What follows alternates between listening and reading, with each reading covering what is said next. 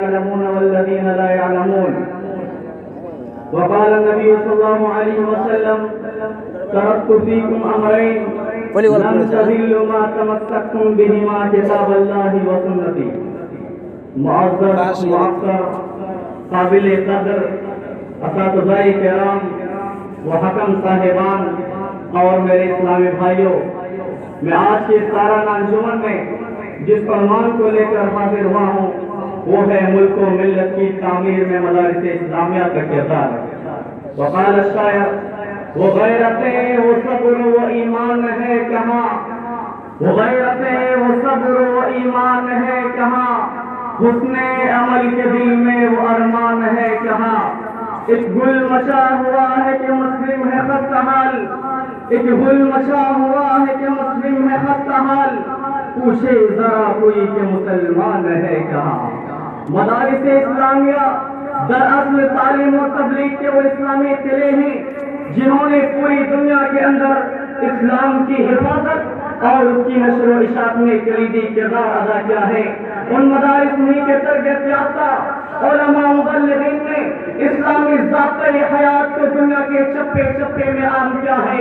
ان مدارس نے کبھی درختوں کے سائے میں اپنے فرائض انجام دیے تو کبھی گھاس پھوس کے جھوپڑوں اور کچے مکانات میں تو کبھی بلند و بالا عالی شان بلڈنگوں میں.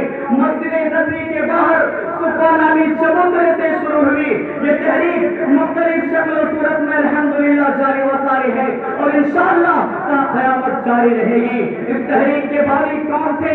اس تحریک کے بانی مسلم انسانیت رحمت کائنات جناب محمد رسول اللہ صلی اللہ علیہ وسلم اور ان کے ولین فیض یافتگان وہ نفوس قدسیہ ہے جنہیں رب العزت نے خود اپنے کلام مقدس کے اندر رضی اللہ عنہم ورضوا عنہ کہا ہے. قابل مبارکباد اور لائق شکر و صفات سے وہ معفر شخصیات جنہوں نے اس تحریک میں شامل ہو کر اس مشن کو آگے بڑھایا اور آنے والی نسلوں تک منتقل کیا.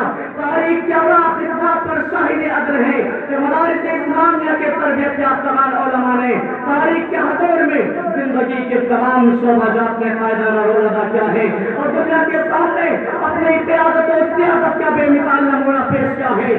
پوری دنیا کے اندر جب بھی فساد ظلم و بربریت کی ہوا چلی تو اس کا رخ مدارس اسلامیہ ہی نے موڑا.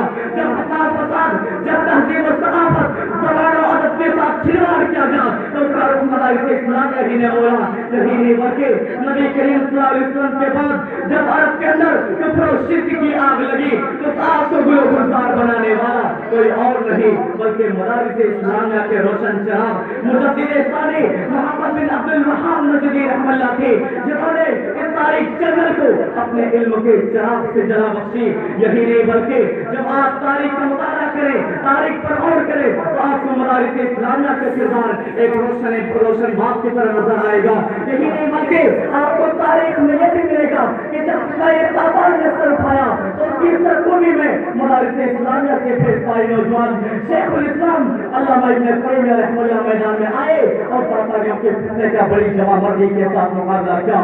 جب فتنہ قادیانیت میں جنم لیا تو اس کو بھی اوپر سے بخار پھینکنے کے لیے فاضل قادیان مناصر اسلام علامہ ثناء اللہ مرسلی رحمہ اللہ نے جنم لیا جو مدارس اسلامیہ جی کے پروازہ تھے. انہوں نے مرزا غلام محمد قادیانی کو لوہے کا چرا چبانے پر مجبور کر دیا مگر افسوس اتنے ساری خدمات کے باوجود آج ہر طرف سے ہی سوال اٹھتا ہے آج ہر طرف سے ہی سننے کو ملتا ہے کہ مدارس اسلامیہ نے ملت کو کیا کیا. آخر پوچھنا ہی تھا صاحب تو یہ پوچھتے مدارس اسلامیہ نے ملت کو کیا نہیں دیا تو میں کہتا مدارس اسلامیہ نے ملت کو بے حیائی نہیں دی، مدارس اسلامیہ نے ملت کو بے پردگی نہیں دی، مدارس اسلامیہ نے اپنے فرزندوں کو بے مروت نہیں بنایا، مدارس اسلامیہ نے اپنے نوجوانوں کو بے عزت نہیں بنایا. یہی نہیں بلکہ جب ہندوستان کے اندر انگریزوں نے اپنا ناپاک قدم رکھا اور ہندوستانیوں کو نشانہ بنانا چاہا تو سب سے پہلے جس خاندان نے انگریزی فتح کو محفوظ کیا وہ ولی اللہ خاندان تھی. شاہ عظیم کا فتویٰ کیا تھا؟ وہ ایک برقی اتفاقی جو دشمنوں کی نقل تمنا پر گر پڑی اور انگریزوں کی نظر حرام ہونے لگی۔ بہرحال انگریزوں کے ناپاک ارادوں کو ناکام بنانے میں سب سے پہلے پیش جو تھے مدارس اسلامیہ کے فیض یافتہ اور الہی خاندان نے انجام دیا تھا۔ اور اخیر میں گواہ بار الہ سے جو مدارس اسلامیہ کے کردار اور روشن تاریخ ہے، آج لوگوں نے اسے بلا کر مدارس اسلامیہ کو دہشت گردی کا اڈا کہہ دیا ہے۔ رب العالمین سے دعا کرتا ہوں بار الہ تو بالکل ملت کے تمام لوگوں کو مدارس اسلامیہ کے کارنامے کو، مدارس اسلامیہ کے احسانات کو اجاگر کرنے کی توفیق عطا فرما، آمین۔ رب العالمین سے دعا ہے بار الہ اس مدارس اسلامیہ کو حاسدوں کے حسد سے، ظالموں کے ظلم سے بچا، آمین۔ تقبل یا رب العالمین۔ السلام علیکم ورحمۃ اللہ وبرکاتہ۔